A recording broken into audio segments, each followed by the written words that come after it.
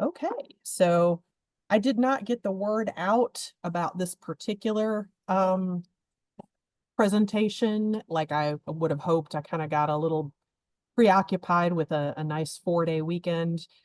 So I do have another one coming up. I believe it is August 6th. That's a Tuesday. That one's in the evening.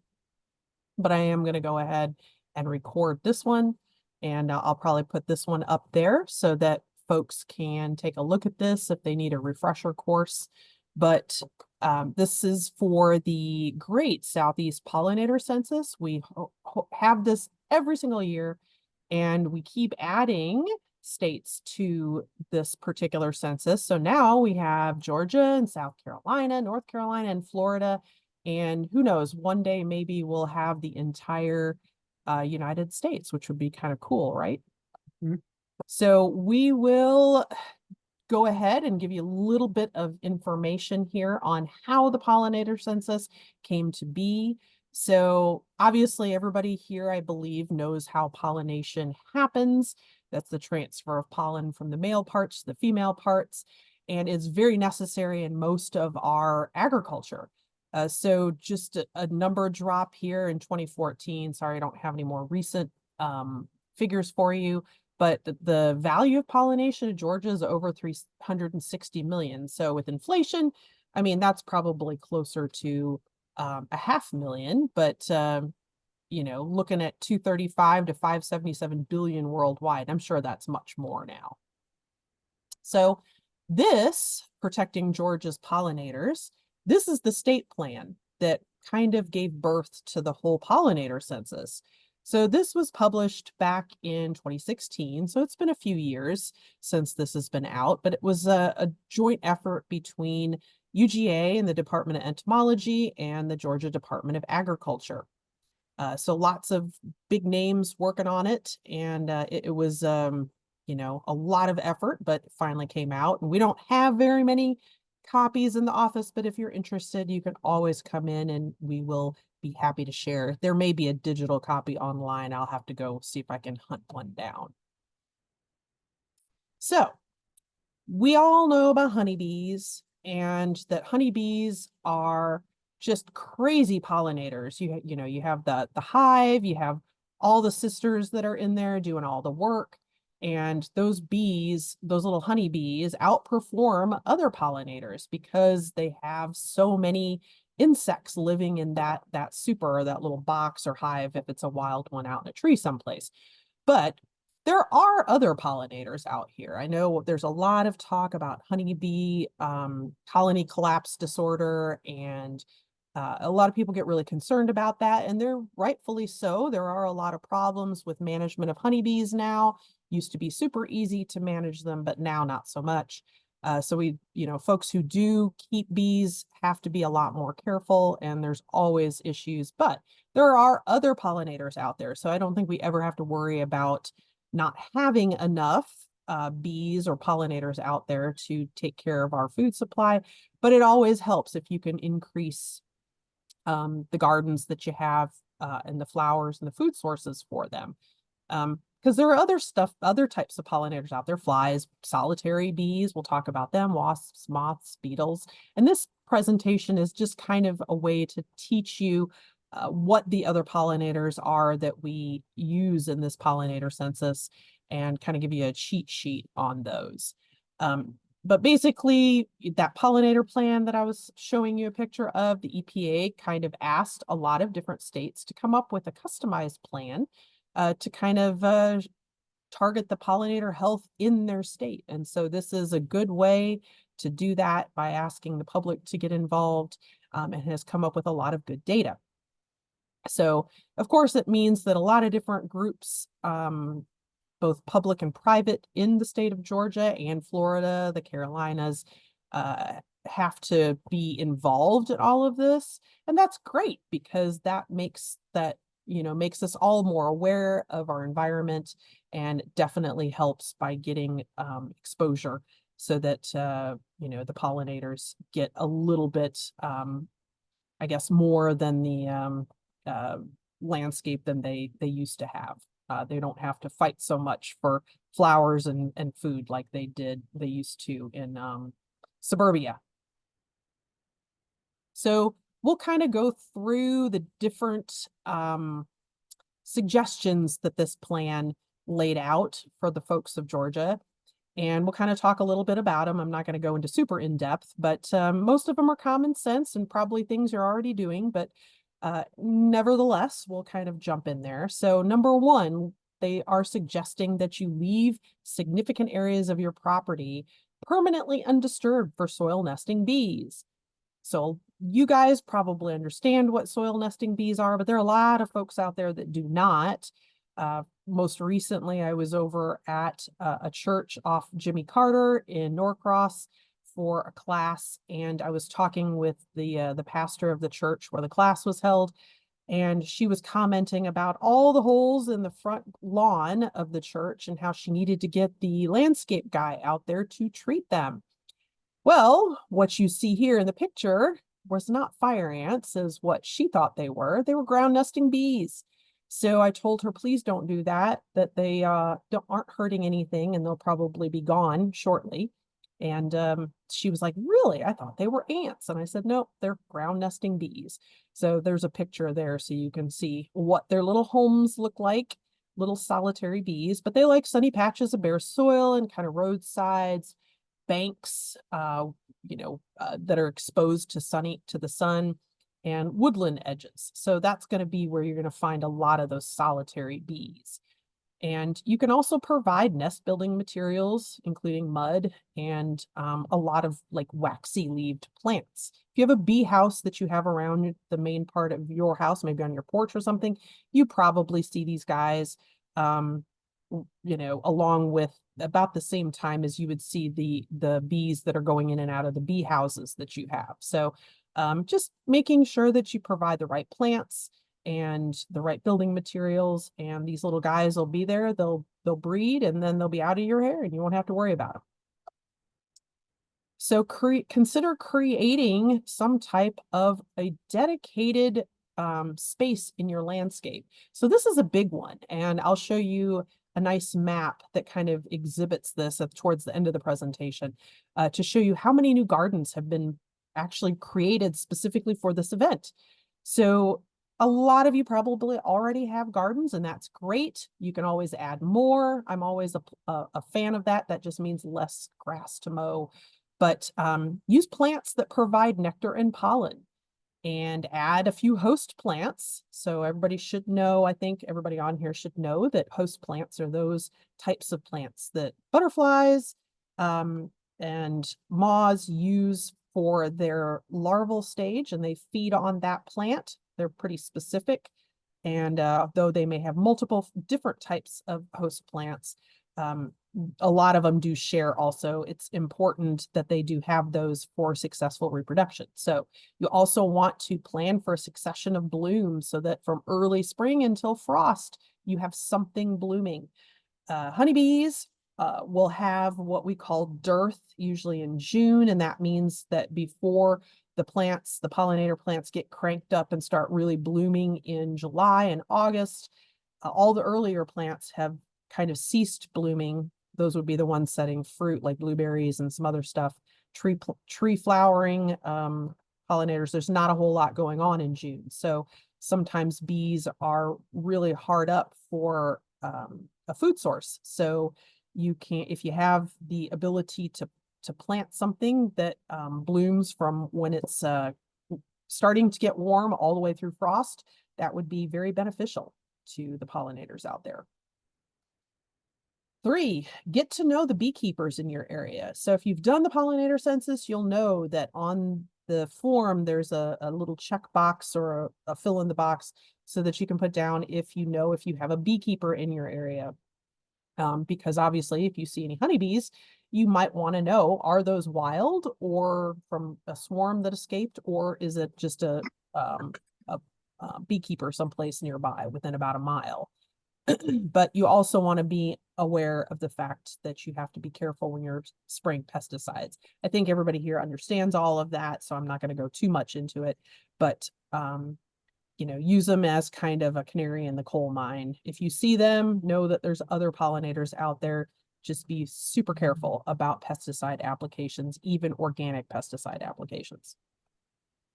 Provide nesting sites for bees. So UGA has this fantastic publication called Creating Pollinator Nesting Boxes to Help Native Bees. And these are just some pictures of those that you can see here. But the publication itself, you can hover over that QR code and get the link to that digital publication and download that for yourself. It's great. It's got a really nice little how-to section where you can just print that off if you want, and it'll show you how to create those. But basically, the gist of it is any small, and you can see here where they've drilled into these old branches and pieces of wood. Anything that is going to be a nesting site for these little bees has to have a diameter of 1/4 to 1/2 inch hole, and at least be 3 inches deep. So that's very important, and that's where they're going to lay their eggs and then their babies. So the tunnels have to terminate in some type of a dead end. They can't be open-ended, and they can't penetrate all the way through the wood. So you can use cardboard. Sometimes when we do this with kids, you can roll up cardboard. You can go collect, some of the bamboo shoots that you find everywhere around here for people that planted bamboo and probably shouldn't have. I'm sure your neighbors wouldn't be too sad if they found that. But yeah, there's plenty of places you can get old dried reeds from around ponds. Anything that's going to have a hollow center that's going to be 1/4 to 1/2 inch hole. And then you can cut them into the correct size, and you can put them in cans or, bee houses like they've done above, that kind of thing. You're going to educate gardeners about insect behavior in the landscape. And so really the citizen scientist part of all of this is, where it's at. So most of you folks have probably already taken or have, I guess, participated in the pollinator census. I think you have, but maybe like a few of you have said that you're just interested in kind of getting the specifics again, so that when you're out there, you can tell folks what they're doing. And that's just to kind of get the word out about pollinators and how important they are to our food supply and just to our lives in general. We wouldn't be able to eat without all of these little pollinators. So learning about the flight behavior and the nesting behavior of those solitary bee species, like I just talked about, so that you can identify where their little homes are and suggest to folks to just leave them alone for a while, let them complete their life cycle, and then they'll go away. That's a good thing. And, kind of tell them that they don't really sting. So as long as they're just kind of left alone, they do their thing and they're pretty much harmless. Sometimes they're kind of interesting and cute to watch too. A lot of folks forget that there are other types of pollinators besides honeybees and bumblebees. So it's good to spread the word.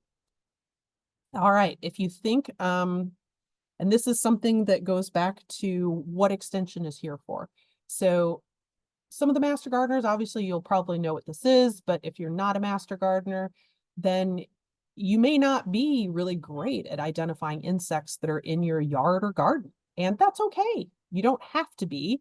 That's why we're here. So, but knowing how to ID them or knowing who you need to talk to about IDing them is important. So if you can snap some pictures, you can always email them here to our office, and they will end up at one of the folks here over in the A&R section, and we'll be able to identify them.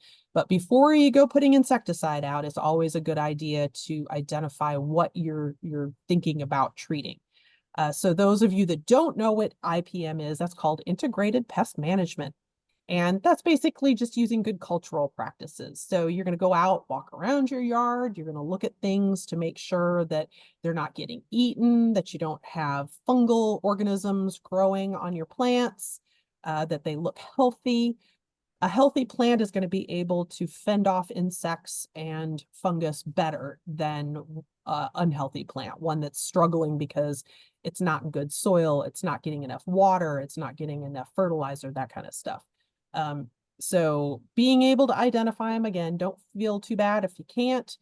There are apps out there that you can use to do that for you. If you want to do that, you can always reach out and I'm happy to share which apps those are. But, you know, always looking at pesticides is kind of the last resort, is the pyramid, or the top of the pyramid for IPM. You can see I've got the little pyramid of IPM tactics. You've got cultural references, and that's site, plant selection, sanitation, and rotation of plants. So those are all pretty easy to do.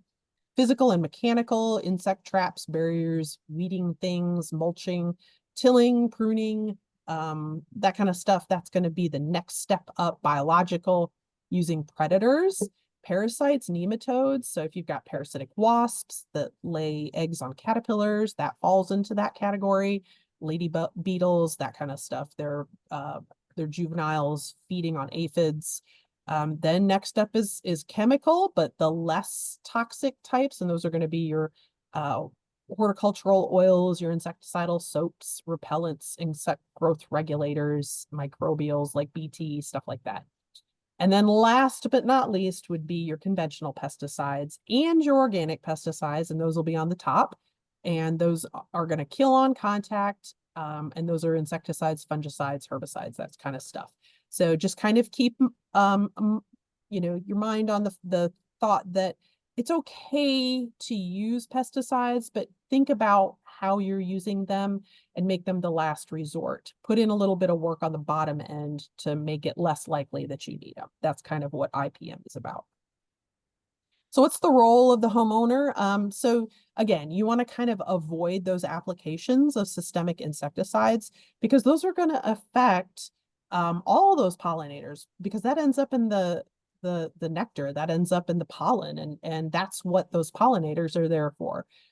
So some simple things you can do. If it's early in the season, you haven't cut your grass yet, you've got some henbit out there because you weren't really good about getting the pre-emergent out there, mow it first before you apply that insecticide, because that's going to get rid of the flower, and that's going to make it so that the pollinators aren't going to come around and try to get their food source from that particular weed. Henbit is actually one of the early sources of pollen for pollinators in the early spring. And so they're out there, and if you spray it, they're going to get some of that insecticide. So that's not good. You're going to want to read and follow all those pesticide label directions. More is not better. There's a reason why. There's a particular mix of things there, and so you don't want to put more down than is necessary. Also note that now the EPA is requiring a protection of pollinators box. So you can see that this particular chemical can be a hazard. So you'll see the bee hazard icon on there, and make sure to follow the law when you're doing this, because that's going to keep those pollinators safe. And that's what our goal here is. We want to increase their populations, not decrease them. Consider making a pollinator health a family affair. So I know some of you have signs out in your yard for certified wildlife habitat, and that is fantastic. If you're allowed to do it, you don't want the HOA after you, sending you nasty grams and telling you got to rip everything out. So check with your covenants first if that's something that you want to do. But if you are allowed to do that, consider it.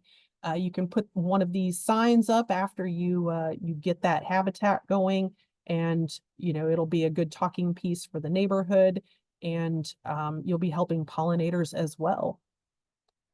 All right, so now jumping into the pollinator census. So it is now called the Great Southeast Pollinator Census, not the Great Georgia Pollinator Census, and that's because you have Georgia and Florida and the Carolinas involved. Hopefully we'll also add in some of the other states, maybe Alabama, Tennessee, we don't know. But it's the same time every year. It's going to be whatever that Friday, Saturday is in August. So the 23rd and 24th of this year is the pollinator census. And here in Georgia, that means that we have all sorts of different events.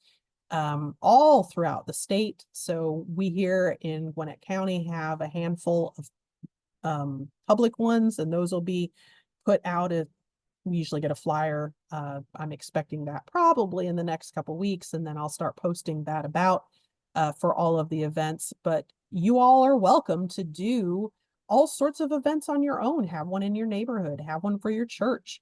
Um, you know, do it, just with your friends, have a pollinator party, dress up as butterflies and have one. I mean, any data is good data as long as you guys are following the directions. But all sorts of opportunities here, and a lot of the elementary schools are doing them.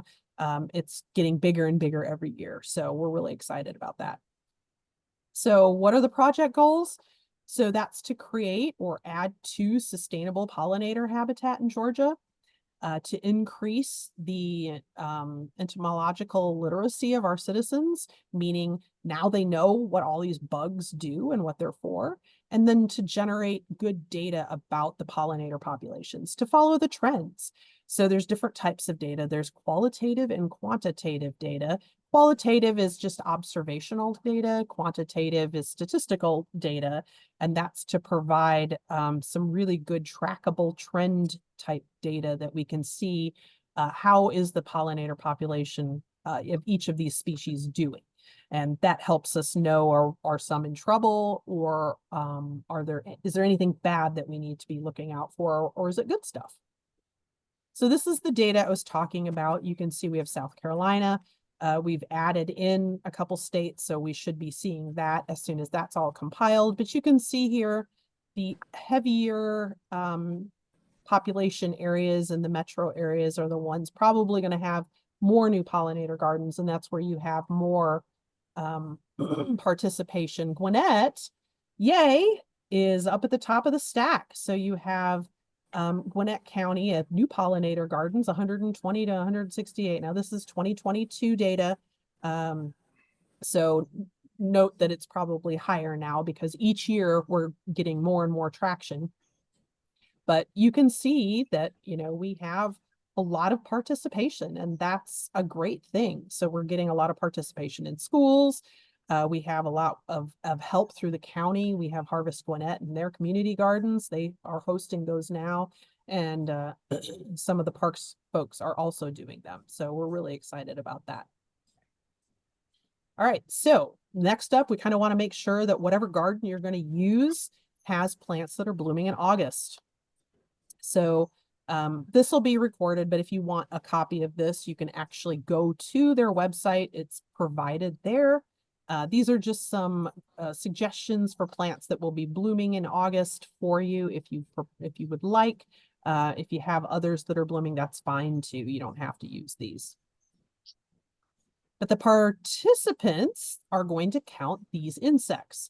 So if you'd kind of forgotten about it, maybe you hadn't participated in the last couple of years, these are the types of insects that we count. So carpenter bees and bumblebees and honeybees and small bees and wasps and flies, butterflies and moths, and then other. So let's take a look at each of these. We've got the carpenter bee. So most of us are familiar with these guys because they're flying around our soffits and fascia on our houses in the spring, and the females are actually looking to burrow into that wood so they can lay their eggs, but they're also pollinators. So it's kind of like a tightrope walk. Some of us don't really want them around, but they are pollinators. So, they are in this category. And carpenter bees are pretty easy to identify once you know what you're looking for. So you can see here their booty is hairless. So if you're comparing for a bumblebee and a carpenter bee, a bumblebee is going to have a lot of hair, yellow, white, black hair on their abdomen, whereas carpenter bees do not. You can also see this male carpenter bee in the picture up there. He's going to have a yellow spot on his on the head, and that's pretty characteristic of a male carpenter bee. The males do not burrow into the wood. It's just the females. So that's a good way to kind of tell the difference between a bumble and a carpenter bee. All right, bumblebees. So similar in size to the carpenter bee, but they're going to have that hairy abdomen. So you can see a couple of different bees here, and yellow, black, white, maybe an orangish color of hair, but it's going to have a very hairy body all over, and a very large thorax, or that's the thorax abdominal area. And you'll also note that these guys are going to pick up pollen, and they have that pollen on the little pollen basket called a corbicula. So as you see them flitting from flower to flower, if you see one with that little pollen basket, that is a bumblebee. And you can see the difference here. So you have your carpenter bee on the right, and you have your bumblebee on the left. And the bumblebee has a very hairy abdomen, and the carpenter bee does not. And as Becky Griffin likes to say, bumblebees have a fuzzy bum and a carpenter bee has a shiny hiney. I don't say that. You might, but I don't. All right, moving on. Honeybee. All right, so honeybees are generally pretty easy to identify. They are considerably smaller than bumblebees, and they just look different. So honeybees are going to have brown or black stripes on their body. Just as an aside, they're not native to the US. Generally, we're going to have the European or the Italian honeybee here. Those are obviously imports, and they look different. That's irrelevant for this particular count. But yeah, they do look different. And they're also going to have fuzzy abdominal areas, not nearly as fuzzy as a bumblebee, but the eyes are very different on their head, and they typically have a golden brown kind of hair. So kind of looking at the differences between a bumblebee and a honeybee, you can see bumblebees, some of them are larger, some of them are smaller, but usually they're easy to tell the difference of. The honeybees don't typically have that bright yellow or white color, whereas the bumblebees do. And they're a lot fuzzier. All right, small bees. These are going to be your typical sweat bees. So the kind where if you're working outside and you're sweating and you bend your arm and it gets stuck in your the crook of your arm there and stings you, that would be those kinds of bees. The ones you're usually not really happy to see. But they're still pollinators, so they're very important, and we don't want to discount them. So those are going to be your mining bees, your leaf cutters, your furrow bees. So if you have a bee house, you probably have seen the little leaf cutter bees. Those are the ones that close off the ends of those reeds with the leaves. So you're going to see those are going to be colored green, where you have other types of bees in the other reeds there in the bee house. And you can see a little bit of difference there between the mining bee and the other bee that's there on that mountain mint to give a size differential. So small bees are going to be any bee smaller than a honeybee. Pretty easy, right? So that's going to be your leaf cutters, your sweat bees, and others. And a lot of them are going to have this bright metallic color, yellow metallic, green metallic, blue metallic, that kind of thing. So that's going to be pretty easy to distinguish as they're flitting about, because the sun usually kind of glints off of them. And those are going to be your small bees. So flies, a lot of people forget that flies are actually pollinators, and they are. Like, this is a green bottle fly, but there's all sorts of other flies out there. So you've got long-legged flies, you've got the blue bottle fly, crane flies, tachnid flies. So there's a lot of different flies out there. The bee mimic, sorry, I have a little bug floating around me. The bee mimic fly, so this may be a little bit confusing for some folks. Bees are going to have 4 wings, flies are going to have 2. This little guy is using Batesian mimicry, and this is a way of looking like a stinging insect so that birds or other types of predators leave it alone. So this is an actual fly, and you can tell by the eyes and by the wings. So just kind of, when they land, take a look at them, count the number of wings, and it should be pretty easy to see that it's a fly. And here's a little bit more about that. So Batesian mimic, that's going to be a harmless bug or harmless organism, and they're going to mimic the appearance of a dangerous organism like a wasp or a bee. So they're taking advantage of the fact they look like a bee or a wasp so that maybe a bird or other predator will leave it alone. Then you have the honest signaling. So that's just that's a wasp and you don't want to mess with them. And then you have the Mullerian mimics, and those are going to be kind of a resemblance between two or more unrelated types of organisms. So it's going to sting, but it may look like something that's a little meaner than what it actually is. So some more about bees and flies. So here's some flies that you can take a look at. These are mimics, and so you have a bee fly up there, and it's trying to look a lot like a bumblebee, but it's not. Look, it has its two wings. You have a hoverfly. Looks a little bit like a yellow jacket, but again, does not have the wasp type waist. Its abdomen very flat and long, so it looks like a fly, but it does have the coloring. And then the drone fly also, again, has two wings, the large eyes that you would expect in a fly, and it does not have that thin tapered waist. So these are all flies. Wasps. Here's where we're going to look at that thin tapered waist. So you have wasps, and that can be potter wasps, paper wasps, and there are others. They're generally not going to have much hair, maybe some very fine hair.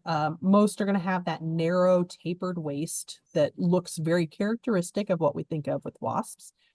And they're typically not seen on flowers. Yellow jackets are not seen on flowers. We get a lot of calls from people, usually in late summer when people are out picnicking, and they think that they have bees that are hovering around their picnic stuff. And occasionally, like I've seen bees during dearth, honeybees, that feed on the trash at the QT gas station when people have put, popsicles or slushies or something in there, and they're feeding on candy and whatever other sugar source they can get a hold of.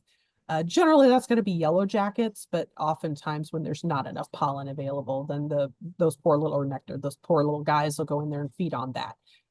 But this is kind of an interesting way of stating that wasps and bees and other types of pollinators do feed on different types of flowers. So it's a good idea to have a big mix of different types of flowers and do multiple different observations so that you can catch all of that.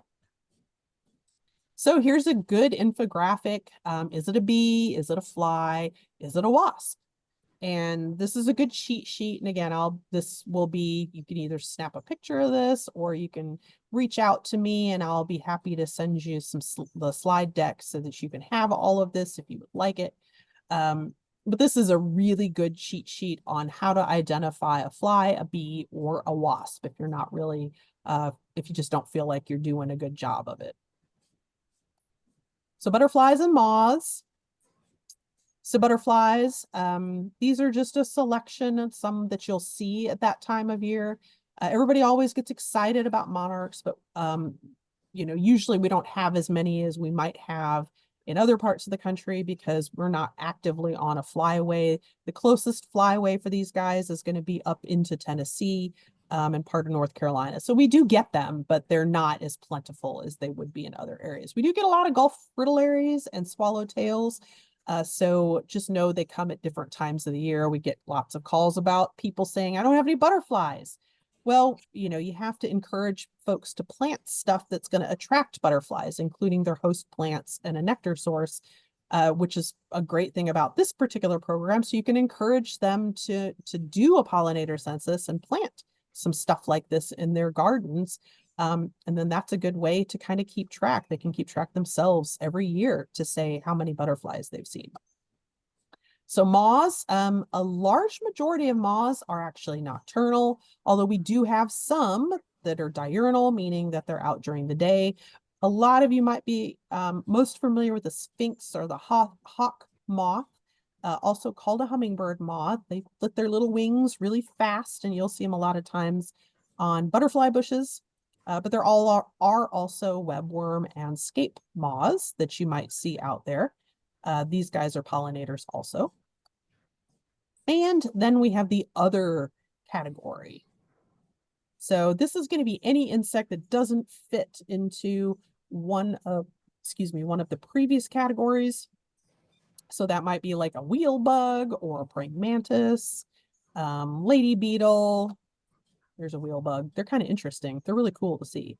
They're going to eat some of the bad bugs. So, okay, exciting. So we're gonna do a little quiz. So I think everybody, I don't know if y'all have muted yourself, but if you would like to unmute yourself, you can do that. And then I'm gonna ask you some questions about what different types of bugs are, and you tell me what you think it is. All right, so can somebody tell me what they think this is? Honeybee. Honeybee. Yes, that's a honeybee. Good job. And that's because it has a very characteristic eyes of the honeybee, a light coating of hair, and then the stripes. But yes, very characteristic of the honeybee. All right, what is this? Fly. It's a fly. You said a fly? Yes. It's a small bee. Yes, it's a small bee. Yes, correct. Oh, I Remember, don't see four wings. They're all folded up. So remember when we talked about the different types of bees, the small bees, a lot of them are very metallic colored. They can be green, they can be yellow, they can be blue metallics. So that's kind of a hallmark of that particular family of small bee. Oh, okay. So Looked to me like one of those bottle flies, but now I see the fuzzy butt. Yep. Yeah, exactly. Exactly.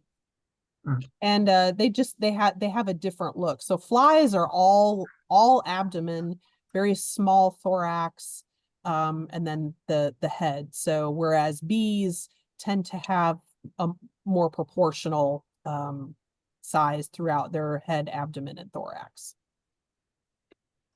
And that's a green sweat bee. So this little guy is the one that stings you when you close your arm up real quick when you're doing gardening work. Okay, what's this one? Carpenter bee. Carpenter bee. Correct. And that's My because he nemesis? has a shiny hiney, right? Yep. Yep. The shiny hiney is the carpenter bee, and the fuzzy booty is the bumblebee. All right. Now what's this guy? Oh, that's my fly. That's a fly. That's right. It's a fly. Like a blue or a green bottle fly. I can't quite tell there. But yes, flies are pollinators. They'll of course eat other things. We don't really want them at our picnic, but they are pollinators. So we can't forget them. What's this guy? Stink bug. Yeah, stink bug. Well, it's a leaf-footed bug, but what would he be classified as? Other. Yes, Other. other. Correct. Yeah, so he's not actually going to do any pollinating, but he's just around. So we kind of throw him in the other category. And what is this? Carpenter bee. Bumblebee. Bumblebee. Bumblebee. Why is he a bumblebee? Fuzzy body. Hair on his abdomen. That's right. Yeah, He's he doesn't fuzzy. have a shiny hiney. He's got a fuzzy booty. All right, what's this one? Wasp. Yes, and we can identify them because they have that very tapered abdomen area. Very I'm characteristic. sorry, they just look angry. Even if they're not, they just look angry. They do look angry. All right, here's a tricky one.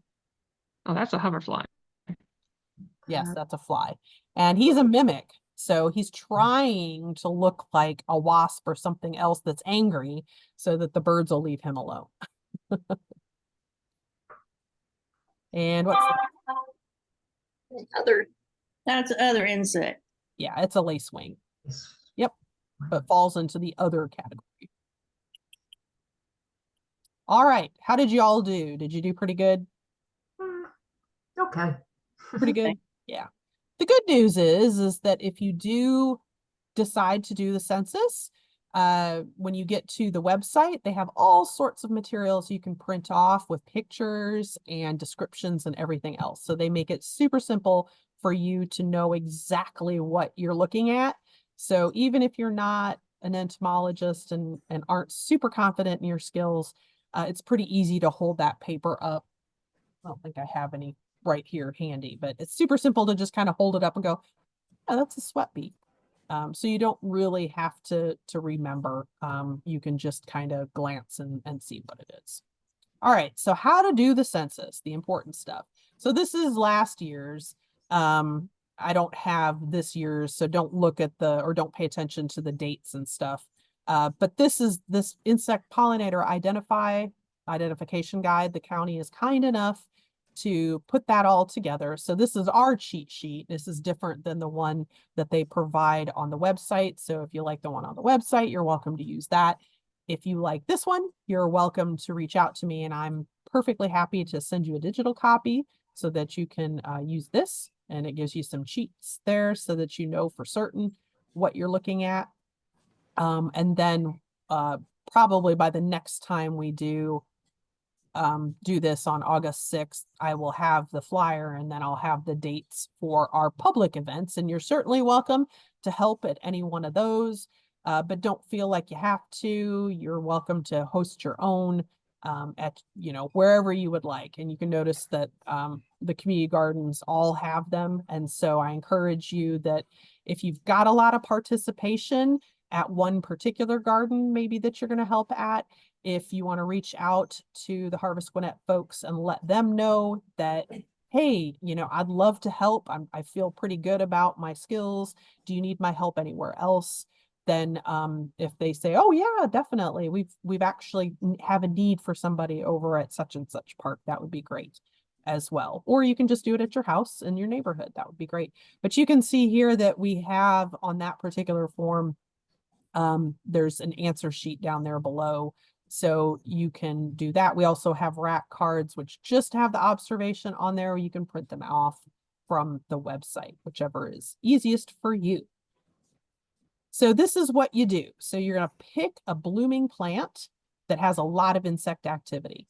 And it's very important that you have plants there now, because pollinators remember. So if there's nothing there now, by the time that the pollinator census event rolls around in August, if there's no reason for them to be there, they're going to be someplace else. So you have to have a garden. And right now is a great time to be putting some plants in, even if it's just in a container, that's okay. You just have to have them there so that those bugs get used to coming to those plants to feed. And again, that's why we want plants that bloom at all times of the year. We don't want them to just bloom in August. It'd be great if you had stuff that bloomed all year round, like we were saying, because not only is that going to train them to come to your yard, but it's also going to provide food. And then you have lots of bugs come August when it's time for the pollinator census. So pick a plant. In this case, you got a coneflower. And then get a comfortable chair or something like that. And for 15 minutes, you're going to sit there in front of that plant and you're going to count each time an insect touches a bloom, even if they fly away and return. And let me tell you, with flies, they do a lot of that. They'll flit away and then they'll come back. They'll fly away and come back. So each time that insect does that, you're going to count that. And it's just hatch marks. So each time it flies away and comes back, that's one hatch mark. And certain plants are going to be super busy, and other plants might not be busy at all. So that's also good data, because what that does is that shows us the popular plants, the plants that have a lot of pollinator activity, and we can recommend to people to plant those in their gardens versus plants that maybe don't have a lot. Also, what you'll start to notice trend-wise is that particular types of plants will attract particular types of pollinators. I can go into it. I have other pollinator presentations, but that boils down to nectar guides and how insects view those particular types of flowers, what they're attracted to.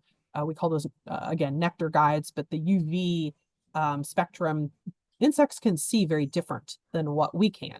And so they see things in a different way, and that's an indication, oh, I want to go there. So for instance, mountain mint, which doesn't look that exciting. I have a little bit here because Kim was kind enough to bring me some. So if you can see this, it doesn't look very exciting.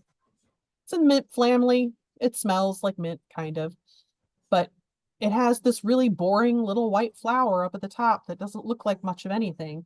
But it attracts wasps and flies and bees, mostly wasps and flies, but it's crazy how many it attracts. And you're not going to see a butterfly on one of those plants. So it's always in very interesting to see what is attracted to what plant.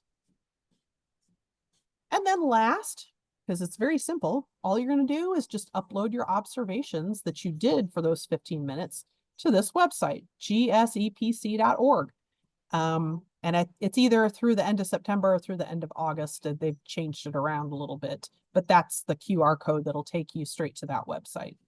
And I encourage you that if you are interested enough that you want to host your own event, maybe at your church, maybe, you know, at a school, if you got an in with a particular teacher, we do a lot of those, and we encourage the teachers to do them themselves.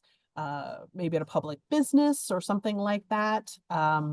We encourage you to check out this website for all the great information that they have. They've got lots of lesson plans and other things that you can use, all sorts of printables, and you can also let them know via the Facebook page.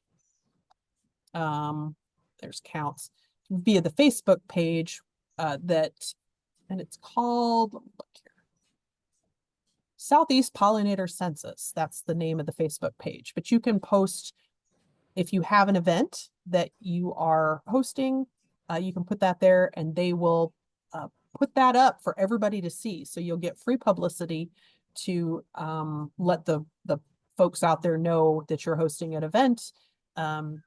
You know, and we encourage folks, it doesn't necessarily have to be you know, like what we do, which is a public event. We have one we've done every year over at Slow Pour Brewery, and that's great. I mean, we get the public to come out and they get a beer and they come and count some bugs and then give us the little card they counted on, and that's a great public-private kind of partnership. So if you have something similar to that, you can do that. It's also a great way to get, if you own a business or you know, work at a preschool or any of that. I mean, it's a great way to really help people become aware of the pollinators and everything. Okay, I think Judy was asking, she would like the presentation. If y'all can reach out to me, that would be great. And here's my contact information. I just get too many. It's easier for you to reach out via email and say, hey, can I have the slides, please? Than it is for me to remember that you want the slide deck. But yeah, just send me an email and I'm happy to share the slide deck with you. If you want to present this particular PowerPoint to your church or some other organization, I'm also happy to share this particular presentation with you if you would like to do that. And I can Dropbox that to you. We've shared it through quite a few of the schools in Gwinnett County, and they've given it to their other teachers to kind of train them on how to do the pollinator census. So that's basically it. If anybody has any questions or I skimmed over something a little too quickly and you had questions about that, go ahead and ask if you have any of those or anything else, honestly. Again, like I said, I'll be giving this particular presentation again in early August, and I'll try to send out a notification a little earlier so that people are more aware of that. And then if you have any suggestions of additional training I could put in here, that'd be great too. Does anybody have anything, or are y'all pretty much good? It was very informative. Thank you, Lisa. Good. Yeah, and one thing I would just like to add, and I don't know if I was a little bit late, so I don't know if you mentioned this before, but you can participate more than once. Yes, definitely. You can do a couple of different 52 times. different observations if you want to do. You can do 150 observations if you want to. There's no You could limit. sit there, yeah, you could sit there in your garden with a big glass of water or sweet tea and sit there all day and count bugs. Some of these, you want to. you know, the public ones, I'll jump from organized event to organized event. And I try to go do multiples on different plants in every garden because the insects are attracted to different types of plants, and that gives a good idea of what different insects you have out there in their populations. Yes, you can count this as continuing education. But if you come back to my other one, you can't count it again. You only get one. You only get one. So, let's see. Are we to count just one pollinator on one bloom? So it's by plant.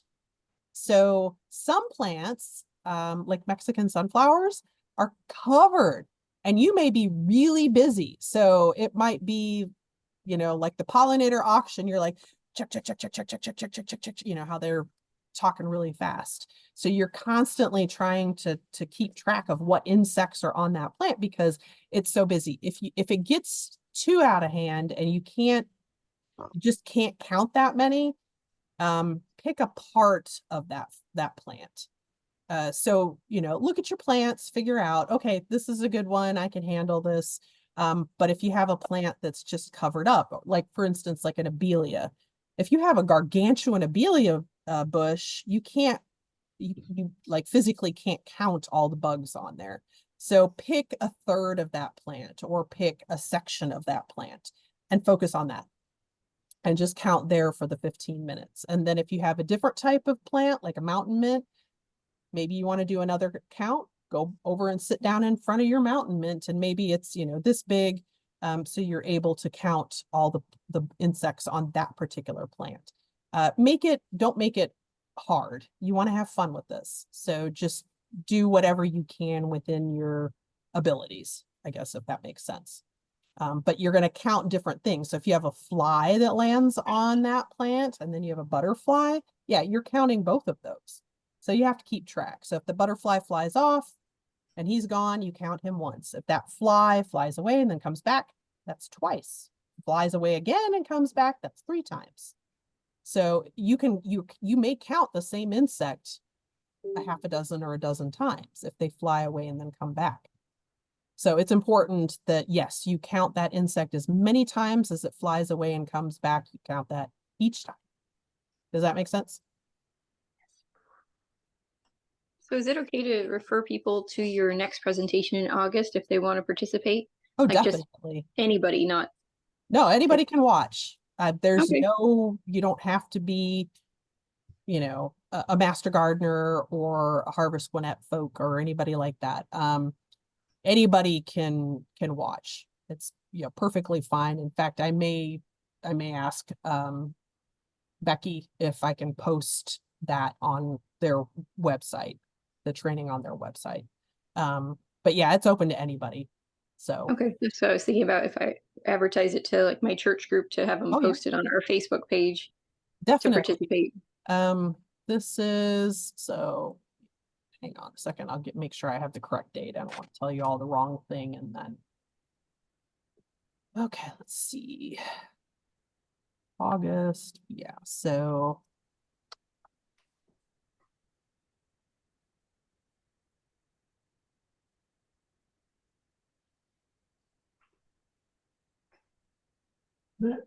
There's August 6th at 6 p.m. So this Okay. was lunch and learn, and the next one will be in the evening. And if that doesn't work and they just can't, then I'll give you the Metro Master Gardener. Usually have that, but my computer restarted and I lost all. I have to go back and look at all of my, what's that? There we go. Unusual to see so I'll give you many. the link to that.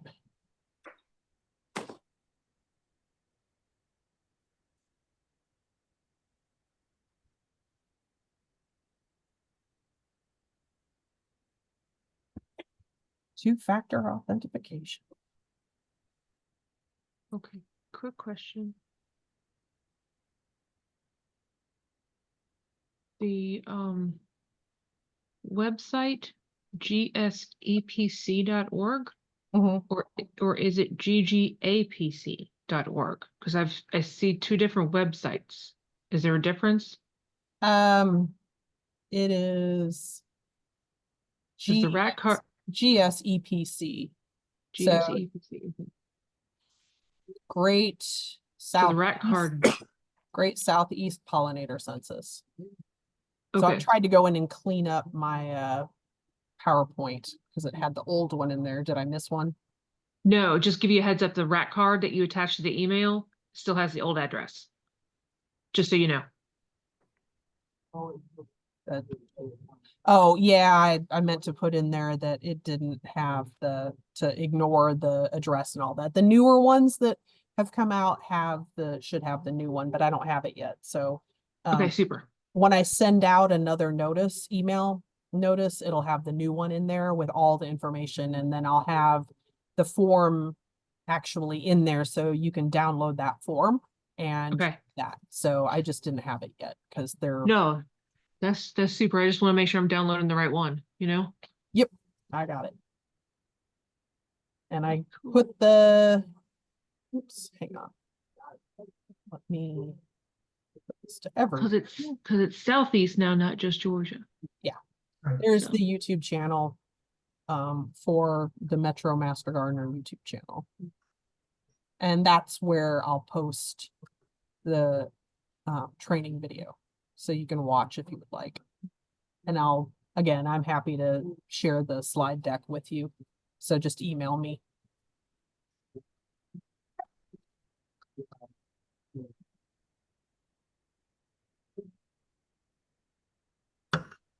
Right. Thank you, Lisa. All right. And we're about out of time, 2 minutes. Thank you.